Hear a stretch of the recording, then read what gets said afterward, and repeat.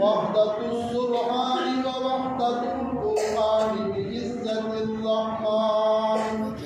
ثم نشهد أن لا إله إلا الله وأنه لا معبود ولا مسجود إلا هو ولا مانع ولا معطي إلا هو ولا نافع ولا ضار إلا هو ولا كاشف الضر والبلاء ولا مجيب السؤال والدعاء إلا هو ولا ناصر ولا نصير ولا قادر ولا قدير إلا هو.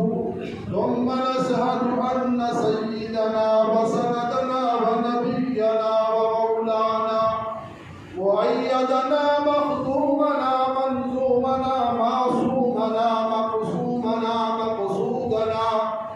مقصودنا أجدر الخلق جديدنا آدم الخلق وأشرف الخلق وأحسن الخلق وأكمل الخلق وأنور الخلق من الحسن والستارة والولاية والحكاية والعناية والهداية والأمانة والإمامة أعلانا وأجلانا وأتقانا وأزهدنا وأرفقنا وأنورنا وأفطرنا وأكبرنا أحمر أنور أجدر أطفل أوسط أحمل أكمل لا.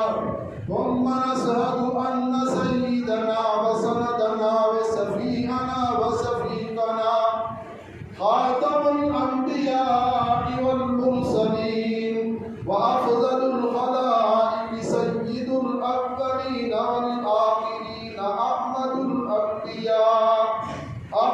الأنبياء محمدا عبده ورسوله الذي أرسله إلى الناس كافة بشيرا ونذيرا وداعيا إلى الله بإذنه وسراجا منيرا. وصلى الله تعالى على محمد المصطفى والمجتبى وعلى آله وأصحابه وأزواجه وأتباعه أجمعين إلى يوم الدين.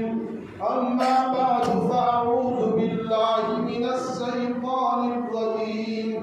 وما أرسلناك إلا رحمة للعالمين.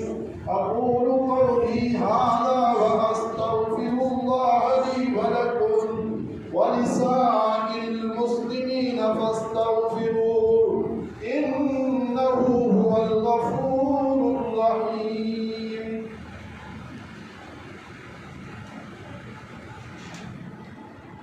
الحمد لله نحمده ونستعينه ونستغفره ونؤمن به ونتوكل عليه ونعوذ بالله من شرور أنفسنا ومن سيئات أعمالنا. من يهده الله فلا مضل له ومن يضلله فلا هادي له. ونشهد أن لا إله إلا الله وحده لا شريك له. ونشهد أن سيدنا وسندنا ونبينا